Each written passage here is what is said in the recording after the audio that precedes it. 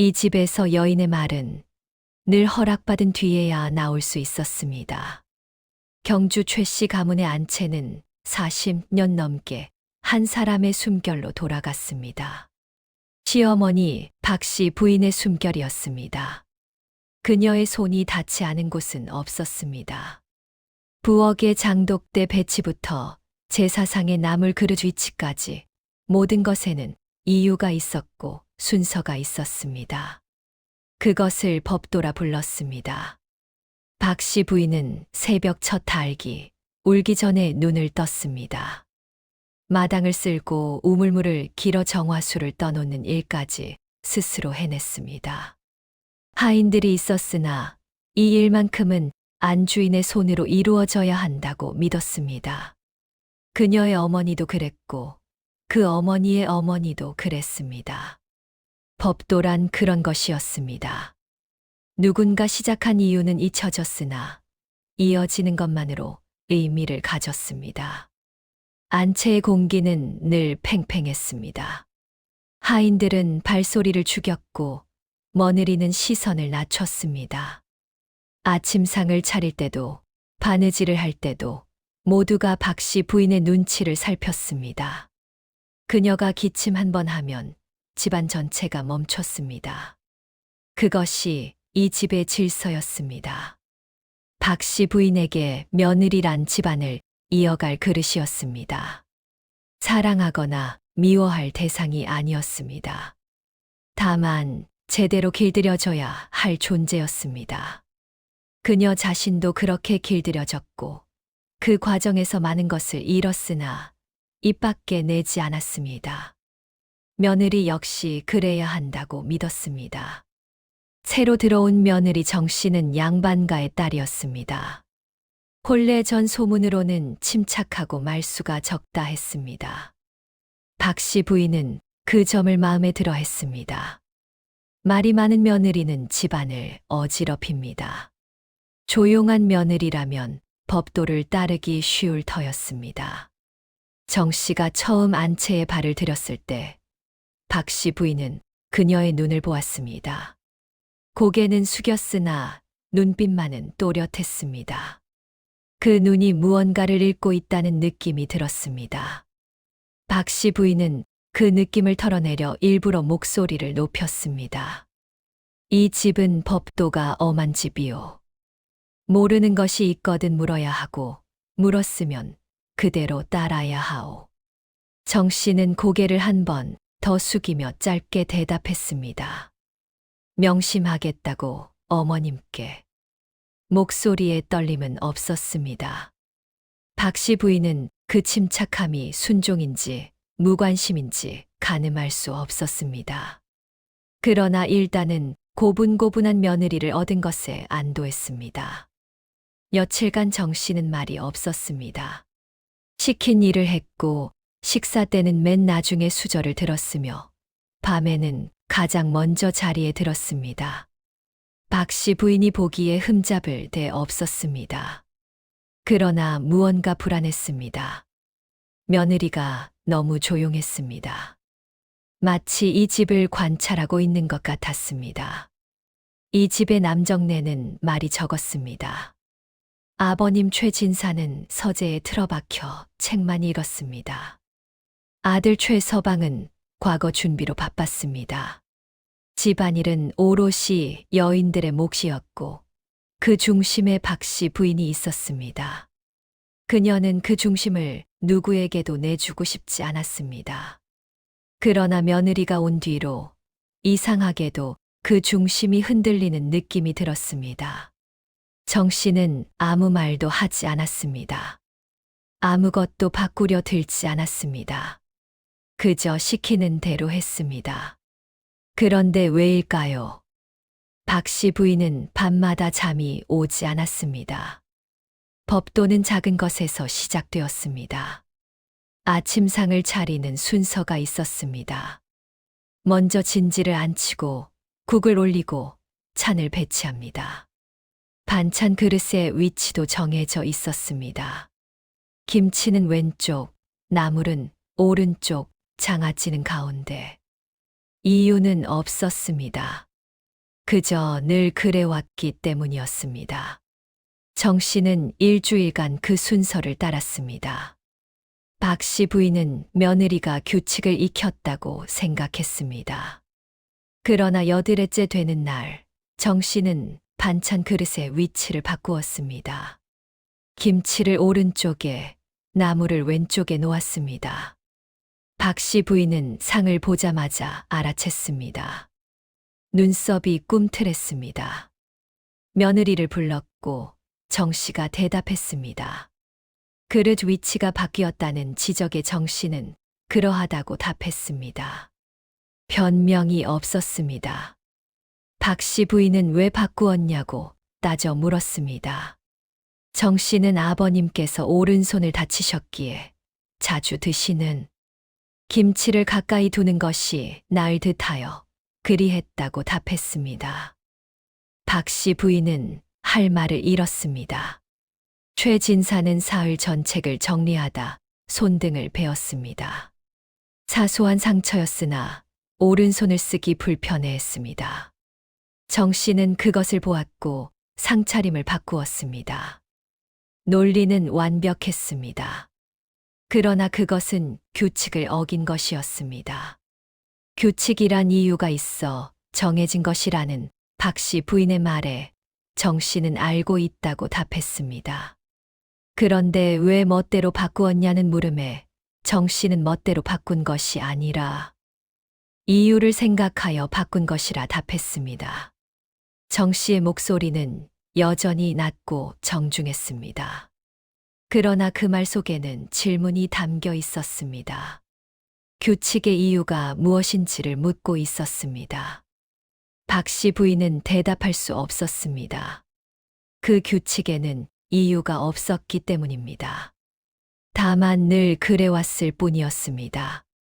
최 진사는 아무 말 없이 김치를 집어들었습니다. 오른손으로 수저를 쓰기 불편했던 그는 정 씨가 바꾼 위치 덕분에 편하게 식사할 수 있었습니다. 박 씨 부인은 그것을 보았으나 인정하고 싶지 않았습니다. 며칠 뒤에는 빨랫감을 거두는 순서가 문제였습니다. 이 집에서는 우솥을 먼저 거두고 아래솥을 나중에 거두는 것이 규칙이었습니다. 정 씨는 반대로 했습니다. 햇볕이 잘 드는 곳에 걸린 것부터 거두었습니다. 그 결과 옷이 더 빨리 말랐고 곰팡내가 나지 않았습니다. 박 씨 부인은 또 다시 따졌습니다. 왜 순서를 바꾸었냐고. 정 씨는 햇볕이 드는 순서대로 거두었으며 그러면 옷이 눅눅해지지 않는다고 답했습니다. 규칙을 따르는 것이 먼저고 편리함은 나중이라는 박 씨 부인의 말에 정 씨는 조심스럽게 물었습니다. 규칙의 목적이 옷을 잘 말리는 것이라면 자신의 방식도 규칙을 따르는 것 아니겠냐고. 정 씨는 반박하지 않았습니다. 다만 질문을 던졌습니다. 박 씨 부인은 답할 말이 없었습니다. 규칙의 목적을 생각해 본 적이 없었기 때문입니다. 규칙은 그 자체로 목적이었습니다. 제사 준비도 마찬가지였습니다. 제사상에 올릴 나무를 다듬는 순서가 있었습니다. 시금치, 고사리, 도라지 순서였습니다. 정 씨는 도라지를 먼저 다듬었습니다. 도라지는 손이 많이 가기 때문에 시간이 걸렸고, 먼저 해두면 나머지를 여유롭게 할 수 있었습니다. 박 씨 부인은 부엌으로 내려가 정 씨를 불렀습니다. 제사 나물 순서를 배우지 못했냐는 질문에 정 씨는 배웠다고 답했습니다. 그런데 왜 지키지 않냐는 물음에 정 씨는 도라지를 먼저 다듬으면 시간을 아낄 수 있어 제사 준비가 더 완벽해질 것 같아 그리했다고 답했습니다.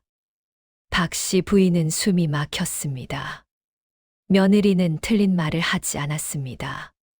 오히려 제사를 더 잘 준비하기 위해 순서를 바꾼 것이었습니다. 그러나 그것은 규칙을 어긴 것이었습니다. 박 씨 부인은 화를 내고 싶었으나 화낼 명분이 없었습니다. 며느리는 무례하지 않았습니다. 게으르지도 않았습니다. 다만 규칙의 빈틈을 보았고 그것을 조용히 비집었습니다. 그날 밤 박 씨 부인은 잠을 이루지 못했습니다. 며느리가 밉지는 않았습니다. 그러나 불편했습니다. 규칙이 흔들리는 것 같았습니다. 자신이 평생 지켜온 것들이 의미 없어 보이는 것 같았습니다. 그것이 두려웠습니다. 진짜 충돌은 친족 모임에서 일어났습니다. 경주 최씨 가문은 해마다 봄에 친족회를 열었습니다. 일가 어른들이 모여 집안 대소사를 논의하는 자리였습니다. 이날만큼은 안채가 바깥 어른들에게 공개되었고 며느리들은 시중을 들어야 했습니다. 박 씨 부인은 이 모임을 1년 중 가장 중요한 행사로 여겼습니다. 집안의 체면이 걸린 자리였습니다. 음식 하나, 그릇 하나 소홀히 할 수 없었습니다. 정 씨에게도 여러 번 일렀습니다. 친족회는 법도가 더 엄하니 조심하라고. 정 씨는 명심하겠다고 답했습니다. 당일 일가 어른 12명이 왔습니다. 박 씨 부인은 긴장한 얼굴로 손님을 맞았습니다. 정 씨는 조용히 뒤에서 시중을 들었습니다. 상을 나르고 차를 따르고 빈 그릇을 물렸습니다. 어른들이 식사를 마칠 무렵 한 어른이 입을 열었습니다. 이번에 종손집 제사 비용이 너무 과하다는 말이 있다고 했습니다. 한 번 제사에 쌀 한 섬을 쓴다니 그게 말이 되냐고 했습니다. 다른 어른이 맞장구 쳤습니다. 맞다고 예로부터 검소함이 미덕인데 요즘 며느리들은 허례허식에 빠졌다고 했습니다. 박 씨 부인은 가슴이 철렁했습니다. 종손집은 바로 이 집이었습니다. 제사 비용 문제는 늘 민감한 주제였습니다. 그녀는 변명하려 입을 열었으나 정 씨가 먼저 말했습니다. 어르신들께 여쭙겠습니다. 모두의 시선이 정 씨에게 쏠렸습니다. 며느리가 먼저 말을 꺼내는 것은 예의에 어긋났습니다. 박 씨 부인은 정 씨의 팔을 붙잡으려 했으나 정 씨는 이미 말을 이었습니다. 제사에 쌀 한 섬을 쓴다는 말씀은 사실이라고 정 씨가 인정했습니다. 어른들의 얼굴이 굳었습니다. 정 씨는 고개를 숙인 채 계속 말했습니다. 그러나 그 쌀로 제사를 지내고 남은 음식을 마을 과부와 호랍이 10가구에 나누어 보낸다고 했습니다. 그들은 그 음식으로 한 달을 버틴다고 했습니다. 또한 제사에 쓰인 과일과 나물은 모두 이 집 텃밭과 과수에서 거둔 것이라고 했습니다. 외부에서 사들인 것이 아니라고 했습니다. 쌀 한 섬은 많아 보이나 그것이 10가구의 목숨을 이어준다면 과한 것이 아니라 마땅한 것 아니겠냐고 했습니다. 자리가 조용해졌습니다. 어른들은 서로 눈짓을 교환했습니다. 정 씨의 말은 반박할 수 없었습니다. 제사는 조상을 기리는 일이기도 하지만 살아있는 이들을 돌보는 일이기도 했습니다. 정 씨는 그 두 가지를 모두 이루고 있었습니다. 한 어른이 헛기침을 하며 말했습니다. 그렇다면 허례허식이 아니라고 오히려 훌륭한 일이라고 했습니다. 다른 어른들도 고개를 끄덕였습니다. 박 씨 부인은 그 광경을 멍하니 바라보았습니다. 며느리는 집안을 변호한 것이 아니었습니다. 사실을 말했을 뿐이었습니다. 그러나 그 사실은 규칙을 넘어선 것이었습니다. 며느리가 먼저 말을 꺼낸 것도 제사 비용을 옹호한 것도 모두 규칙 밖의 일이었습니다. 그런데 아무도 그것을 탓하지 않았습니다. 친족회가 끝난 뒤 박 씨 부인은 정 씨를 불렀습니다. 오늘 무례한 짓을 했다고 말했습니다. 정 씨는 죄송하다고 답했습니다. 먼저 말을 꺼내는 것은 며느리의 도리가 아니라는 말에 정 씨는 알고 있다고 답했습니다. 그런데 왜 그랬냐는 물음에 정 씨는 고개를 들지 않았습니다. 그러나 목소리는 또렷했습니다. 어머님께서 변명하시는 것을 보고 싶지 않았다고. 이 집은 부끄러울 것이 없는 집이라고 했습니다.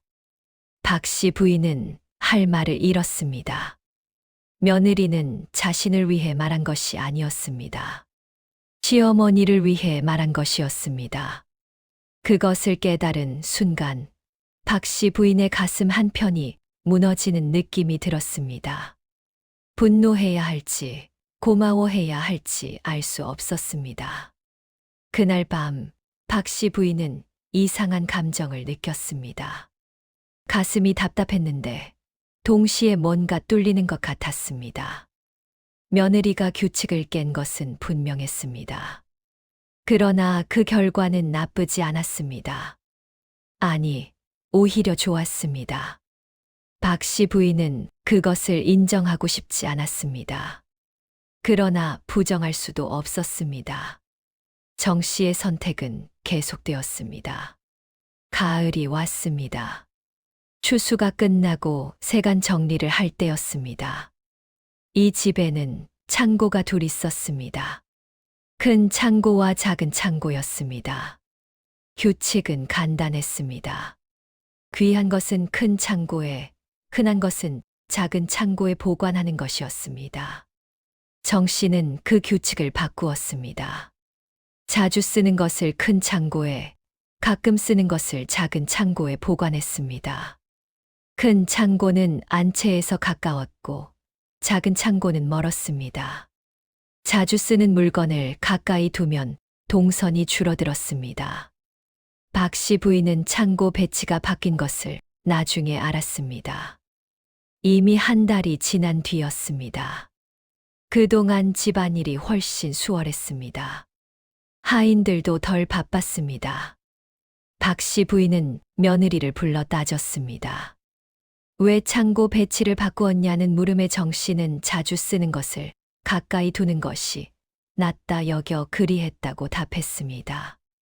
귀한 것을 큰 창고에 두는 것이 규칙이라는 박 씨 부인의 말에 정 씨는 조심스럽게 물었습니다.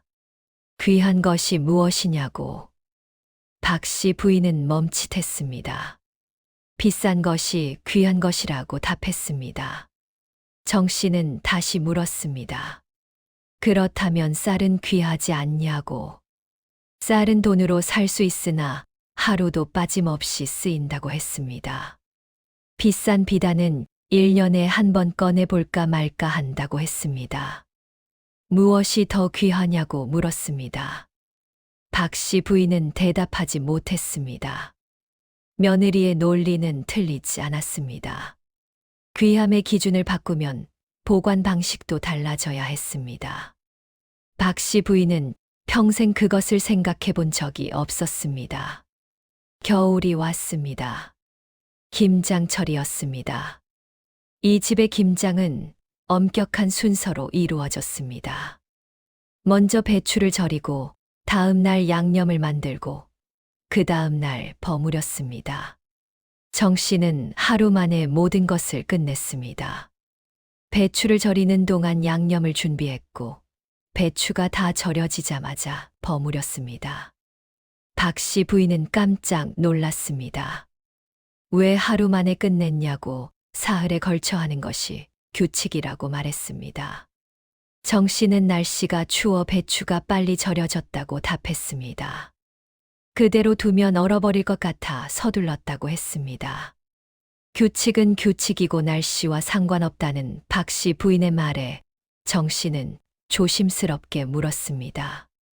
규칙이 김장을 망치라는 뜻은 아니지 않냐고. 박 씨 부인은 또 할 말을 잃었습니다. 김장은 완벽했습니다. 맛도 좋았습니다. 하인들도 이리 주로 좋아했습니다. 그러나 규칙은 지켜지지 않았습니다. 박 씨 부인은 혼란스러웠습니다. 최 진사는 이 모든 것을 지켜보고 있었습니다.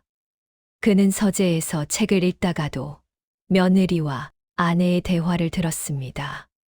며느리는 한 번도 시어머니에게 대들지 않았습니다. 다만 질문을 던졌을 뿐이었습니다. 그 질문들은 규칙의 이유를 묻는 것이었습니다. 어느 날 저녁 최진사는 아내에게 물었습니다. 며느리가 못마땅하냐고. 박 씨 부인은 한숨을 쉬었습니다. 못마땅하다기보다 이상하다고 답했습니다. 무엇이 이상하냐는 물음에 며느리가 규칙을 어기는데 화가 나지 않는다고, 오히려 집안일이 더 잘 돌아간다고 말했습니다. 최 진사는 잠시 생각하더니 말했습니다. 그렇다면 규칙이 잘못된 것은 아니냐고. 박 씨 부인은 규칙이 잘못되었다니 그게 무슨 말이냐고 되물었습니다. 최 진사는 규칙이 목적을 잃으면 그것은 규칙이 아니라 짐이 되는 법이라고 말했습니다. 박 씨 부인은 대꾸하지 않았습니다. 남편의 말을 이해할 수 없었습니다. 규칙은 규칙일 뿐이었습니다. 목적 같은 것은 생각해 본 적이 없었습니다. 그러나 그날 밤, 박 씨 부인은 남편의 말을 곱씹었습니다. 규칙의 목적. 그것이 무엇이었을까요? 집안을 지키는 것일까요? 조상을 받드는 것일까요? 아니면 그저 규칙을 지키는 것 자체일까요? 정 씨는 규칙을 어겼습니다. 그러나 집안은 무너지지 않았습니다. 오히려 더 잘 돌아갔습니다. 제사는 더 정성스러워졌고, 살림은 더 넉넉해졌고, 하인들은 덜 지쳤습니다. 이것이 정말 잘못된 것일까요? 박 씨 부인은 잠을 이룰 수 없었습니다. 며느리가 미운 것은 아니었습니다. 다만 불안했습니다. 자신이 평생 지켜온 것들이 의미를 잃는 것 같았습니다. 그것이 두려웠습니다. 눈이 내리는 날이었습니다. 박 씨 부인은 마루에 앉아 마당을 바라보았습니다. 하얀 눈이 조용히 쌓이고 있었습니다. 며느리 정 씨는 부엌에서 저녁 준비를 하고 있었습니다. 칼질 소리가 규칙적으로 들려왔습니다. 박 씨 부인은 문득 옛 기억을 떠올렸습니다. 자신도 한때 며느리였습니다. 20살에 이 집으로 시집 왔습니다. 시어머니는 무서운 사람이었습니다. 말 한마디에도 가시가 돋쳤고 작은 실수도 용납하지 않았습니다. 박 씨 부인은 매일 울었습니다. 그러나 눈물을 보일 수 없어 밤에만 울었습니다. 시어머니는 규칙을 가르쳤습니다. 이것을 하라, 저것을 하지 마라. 이유는 없었습니다. 그저 따르라고만 했습니다. 박 씨 부인은 따랐습니다. 따르지 않으면 혼났고, 혼나면 남편까지 곤란해졌습니다. 그래서 입을 다물고 고개를 숙였습니다. 10년이 지났습니다. 시어머니가 죽었습니다. 박 씨 부인은 비로소 이 집의 안주인이 되었습니다. 그러나 자유롭지 않았습니다. 시어머니가 만든 규칙들이 여전히 그녀를 짓눌렀습니다. 그것을 바꾸고 싶었으나 바꿀 수 없었습니다. 바꾸면 자신이 지금까지 참아온 시간이 무의미해질 것 같았습니다. 그래서 며느리에게도 똑같이 했습니다. 규칙을 가르쳤습니다.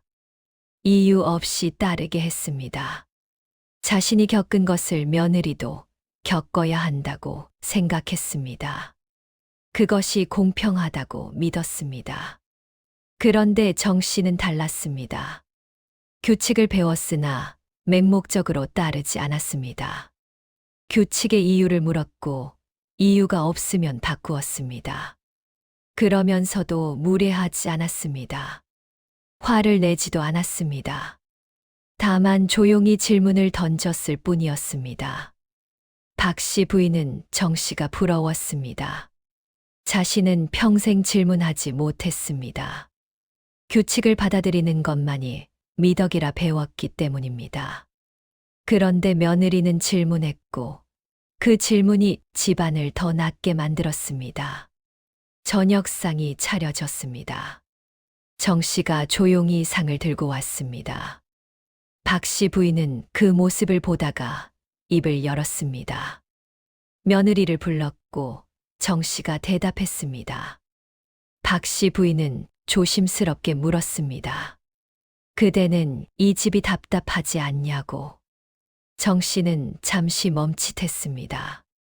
시어머니가 이런 질문을 한 적은 처음이었습니다. 정 씨는 답답하다기보다 궁금하다고 답했습니다. 무엇이 궁금하냐는 물음에 왜 그렇게 해야 하는지가 궁금하다고 답했습니다. 이유를 알면 더 잘할 수 있을 것 같다고 말했습니다. 박 씨 부인은 고개를 끄덕였습니다. 며느리는 규칙을 거부한 것이 아니었습니다. 이유를 알고 싶어 한 것이었습니다. 그것은 반항이 아니라 배움이었습니다. 만약 이유가 없다면 어쩌겠냐는 박 씨 부인의 물음에 정 씨는 잠시 생각하더니 조심스럽게 말했습니다. 그렇다면 새로운 이유를 만들면 되지 않겠냐고. 박 씨 부인은 가슴이 뛰는 것을 느꼈습니다. 새로운 이유를 만든다. 그것은 생각해 본 적 없는 발상이었습니다. 규칙은 주어진 것이 아니라 만드는 것일 수도 있었습니다. 그날 밤, 박 씨 부인은 오랜만에 깊이 잠들었습니다. 꿈을 꾸었습니다. 꿈속에서 자신은 젊었고 시어머니 앞에 서 있었습니다. 박 씨 부인은 꿈속에서 물었습니다. 왜 이렇게 해야 하냐고. 시어머니는 대답하지 않았습니다. 박 씨 부인은 다시 물었습니다.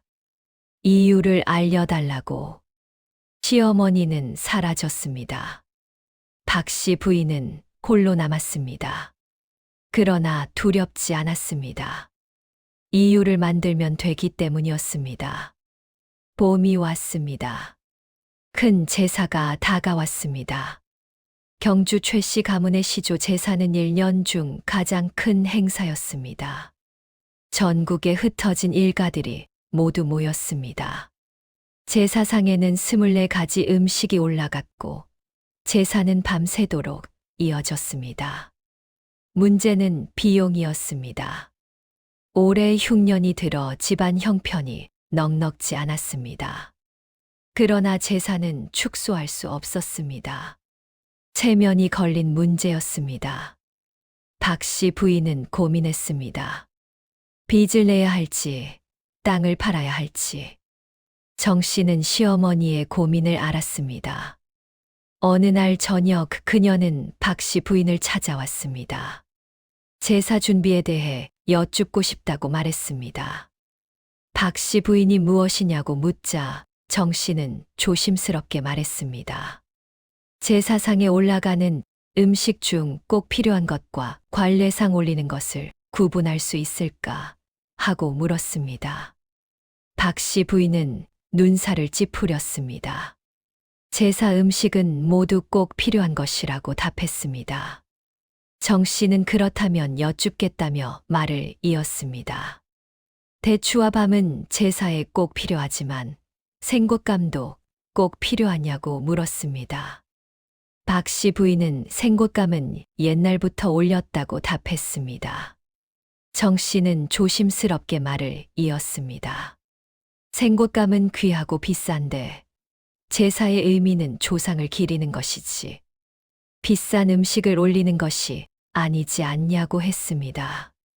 생곶감 대신 이 집 마당에서 딴 곶감을 올리면 어떻겠냐고.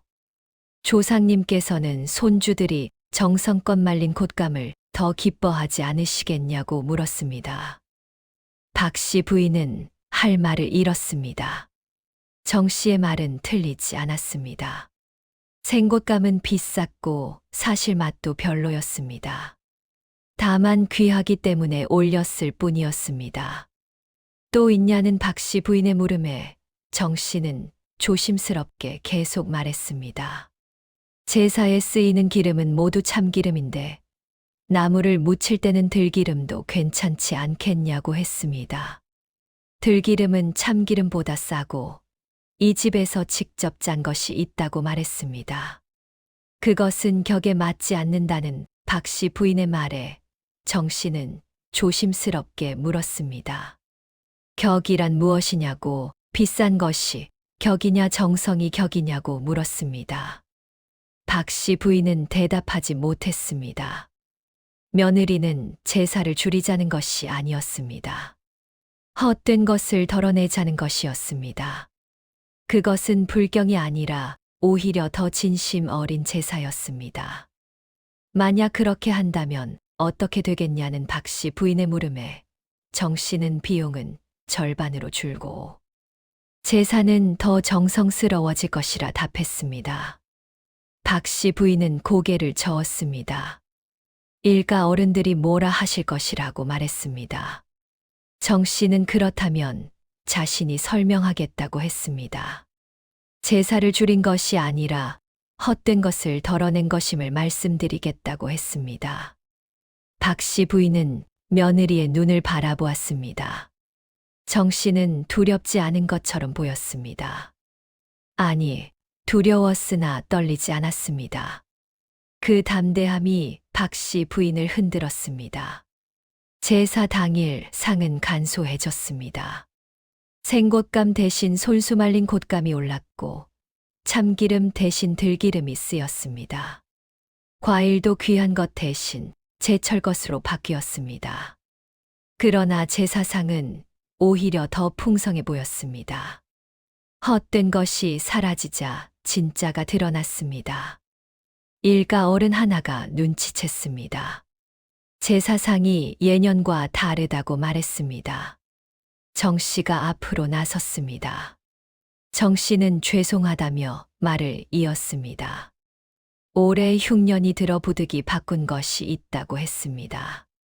무엇을 바꾸었냐는 물음에 정 씨는 비싼 것 대신 정성스러운 것을 올렸다고 답했습니다. 생곶감 대신 솔수 말린 곶감을, 참기름 대신 이 집에서 짠 들기름을, 귀한 과일 대신 제철 과일을 올렸다고 했습니다. 조상님께서는 돈이 아니라 정성을 받으신다 믿었기 때문이라고 말했습니다. 어른들은 서로 얼굴을 마주 보았습니다. 누구도 반박하지 않았습니다. 정 씨의 말은 틀리지 않았습니다. 제사는 돈을 쓰는 행사가 아니라 정성을 올리는 의식이었습니다. 한 어른이 고개를 끄덕였습니다. 옳은 말이라고, 요즘 제사가 너무 화려해져서 진짜 의미를 잃었다고 말했습니다. 이 집 며느리가 제대로 알고 있다고 덧붙였습니다. 다른 어른들도 동의했습니다. 박 씨 부인은 그 광경을 믿을 수 없다는 듯 바라보았습니다. 며느리는 규칙을 깼습니다. 제사상을 바꾸었습니다. 그런데 아무도 탓하지 않았습니다. 오히려 칭찬했습니다. 제사가 끝난 뒤 박 씨 부인은 정 씨를 불렀습니다. 오늘 고마웠다고 말했습니다. 정 씨는 놀란 듯 고개를 들었습니다. 시어머니가 고맙다는 말을 한 것은 처음이었습니다. 정 씨는 아니라며 자신의 도리를 했을 뿐이라고 답했습니다. 박 씨 부인은 그대의 도리는 나와 다르다고 말했습니다. 정 씨는 그것이 잘못이냐고 조심스럽게 물었습니다. 박 씨 부인은 고개를 저었습니다. 잘못이 아니라고, 다만 자신은 그렇게 살 용기가 없었다고 말했습니다. 정 씨는 시어머니의 손을 잡았습니다. 지금이라도 늦지 않았다고 말했습니다. 그 손의 온기에 박 씨 부인은 울컥했습니다. 참았던 것들이 한꺼번에 터져 나올 것 같았습니다. 그러나 참았습니다. 아직 울 때가 아니었습니다. 여름이 왔습니다. 마을에 흉문이 들렸습니다. 이웃 양반가의 며느리가 시어머니를 구타했다는 소문이었습니다. 며느리는 쫓겨났고 온 마을이 그 집을 손가락질했습니다. 며느리를 흉악한 년이라 불렀고 시어머니는 불쌍한 피해자가 되었습니다. 박 씨 부인은 그 소문을 들었습니다. 그리고 문득 두려워졌습니다. 만약 정 씨도 자신을 미워한다면 어쩌나. 만약 언젠가 참았던 것이 폭발한다면 어쩌나. 그날 저녁 박 씨 부인은 정 씨를 조심스럽게 지켜보았습니다.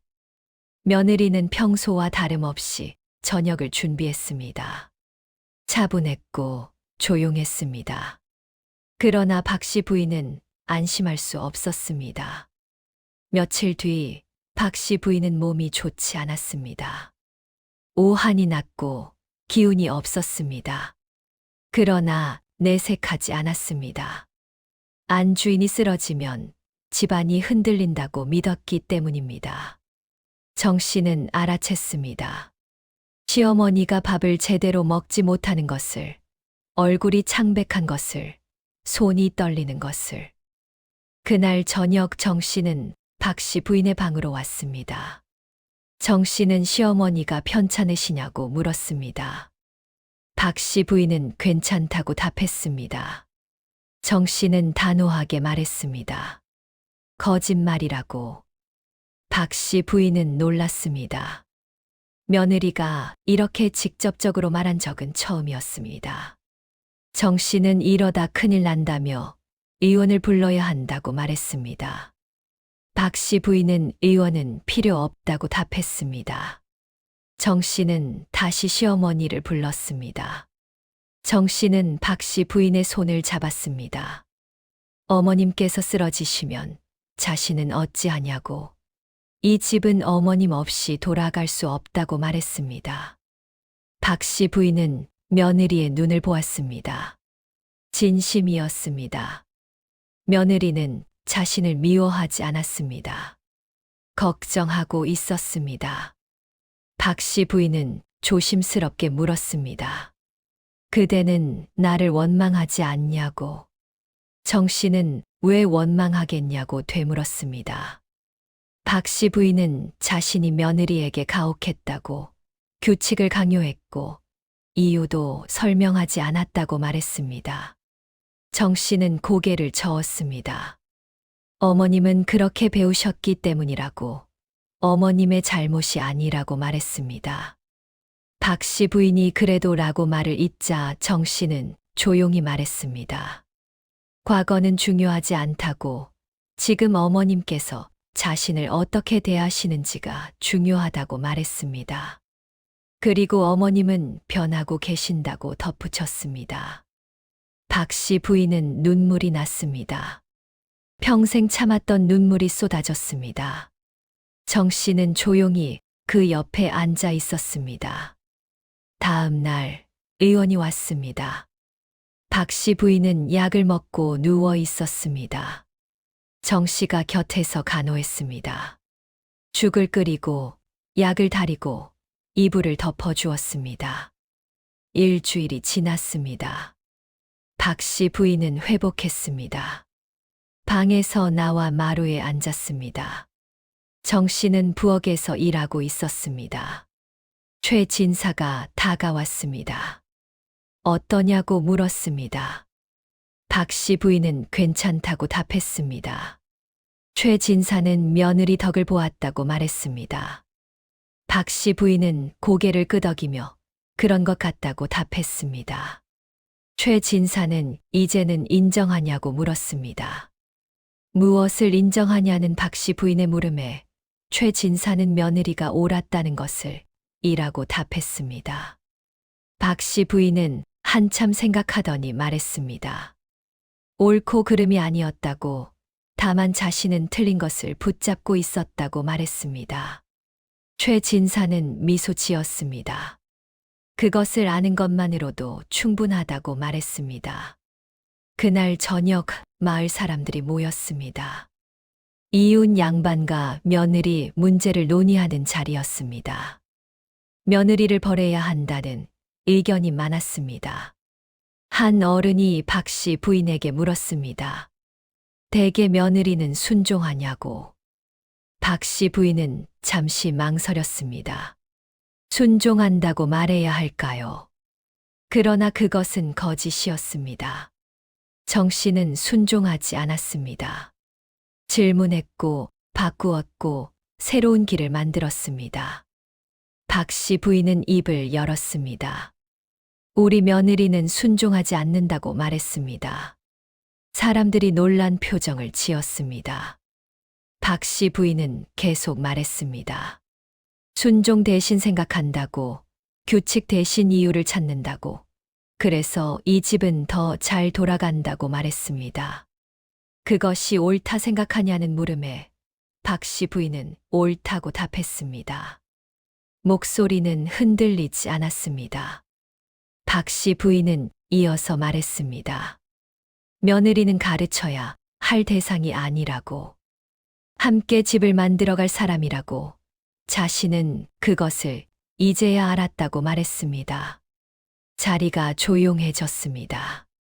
박 씨 부인은 이어서 말했습니다. 이웃집 며느리가 시어머니를 때린 것은 잘못이지만 왜 그렇게 되었는지도 물어야 하지 않겠냐고 했습니다. 며느리만 나쁜 것이고 시어머니는 아무 잘못이 없는 것이냐고 물었습니다. 한 어른이 반박했습니다. 그렇다고 손찌검을 해도 되냐고 말했습니다. 박 씨 부인은 안 된다고 답했습니다. 그러나 손찌검 전에 말이 있었을 것이고 말 전에 고통이 있었을 것이라고 말했습니다. 우리는 그것을 보지 않고 결과만 보고 있다고 덧붙였습니다. 최 진사가 끼어들었습니다. 제 아내 말이 옳다고 집안이 무너진 것은 며느리 때문이 아니라고 말했습니다. 규칙이 사람을 짓눌렀기 때문이라고 덧붙였습니다. 사람들은 서로 눈치를 보았습니다. 아무도 쉽게 대답하지 못했습니다. 박 씨 부인은 자리에서 일어섰습니다. 나는 더 이상 며느리를 가르치지 않을 것이라고, 대신 며느리에게서 배울 것이라고. 그것이 이 집이 사는 길이라고 말했습니다. 그날 밤 박 씨 부인은 정 씨의 방으로 갔습니다. 며느리를 불렀고 정 씨가 대답했습니다. 박 씨 부인은 오늘 그대 편을 들었다고 말했습니다. 정 씨는 놀라 고개를 들었습니다. 제 편을요? 라고 되물었습니다. 박 씨 부인은 사람들 앞에서 그대가 옳다고 말했다고, 순종하지 않아도 된다고 생각해야 한다고 말했다고 전했습니다. 정 씨의 눈에 눈물이 맺혔습니다. 어머님, 이라고 작게 불렀습니다. 박 씨 부인은 말을 이었습니다. 고맙다고, 그대가 아니었으면 자신은 평생 틀린 것을 붙잡고 살았을 것이라고 말했습니다. 정 씨는 박 씨 부인의 손을 잡았습니다. 두 사람은 말없이 앉아 있었습니다. 시어머니와 며느리가 아니라 그저 두 사람이었습니다. 가을이 다시 왔습니다.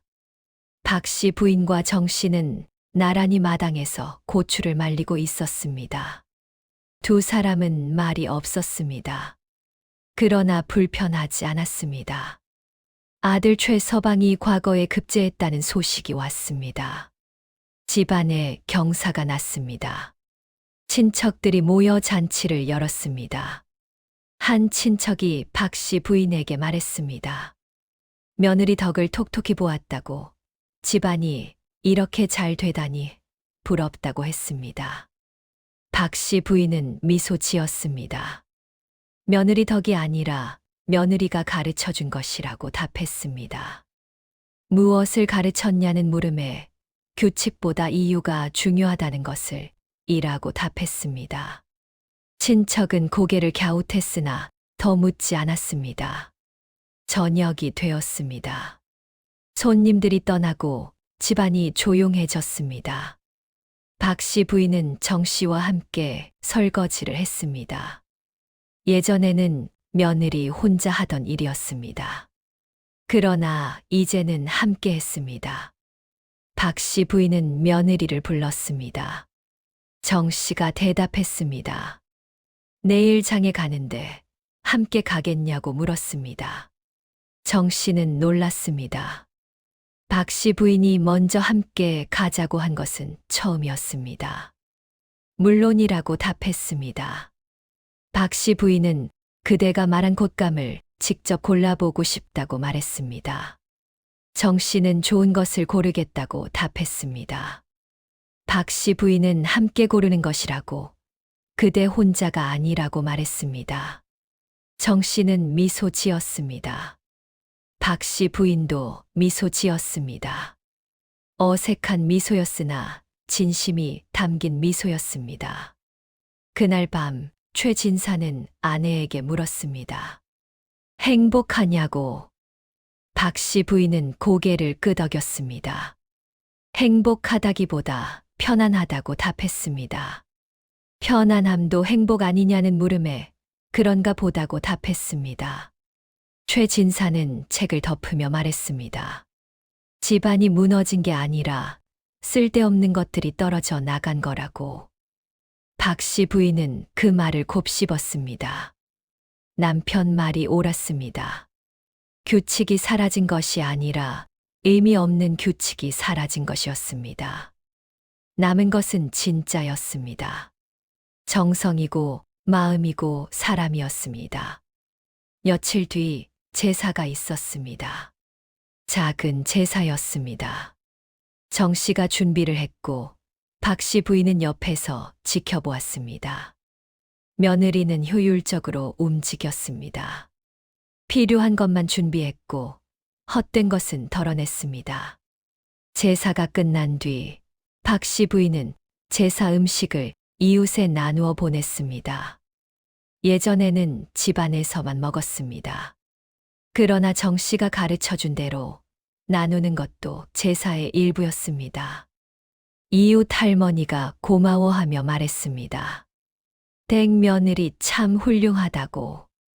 박 씨 부인은 고개를 끄덕이며 그렇다고 자신보다 훌륭하다고 답했습니다. 그날 저녁 두 사람은 나란히 마루에 앉아 석양을 보았습니다. 말이 없었습니다. 그러나 편안했습니다. 시어머니와 며느리가 아니라 그저 함께 사는 사람이었습니다. 박 씨 부인은 작게 중얼거렸습니다. 규칙이 사라진 게 아니라 새로운 규칙이 생긴 것이라고. 정 씨는 고개를 끄덕였습니다. 그렇다고 우리가 함께 만든 규칙이라고 답했습니다. 해가 졌습니다. 두 사람은 일어나 안으로 들어갔습니다. 박 씨 부인이 앞서고 정 씨가 뒤따랐습니다. 그러나 이제는 명령과 복종이 아니었습니다. 자연스러운 순서였습니다. 그날 이후 박 씨 부인은 며느리에게 먼저 말을 걸었습니다. 아침 인사도, 장 보러 가자는 제안도, 저녁에 차 한잔 하자는 말도 모두 시어머니가 먼저 했습니다. 정 씨는 그것을 받아들였습니다. 기쁘게, 자연스럽게. 집안은 더 이상 법도로 돌아가지 않았습니다. 사람으로 돌아갔습니다. 규칙이 사람을 지배하지 않았습니다. 사람이 규칙을 만들었습니다. 그것이 이 집의 새로운 법도였습니다.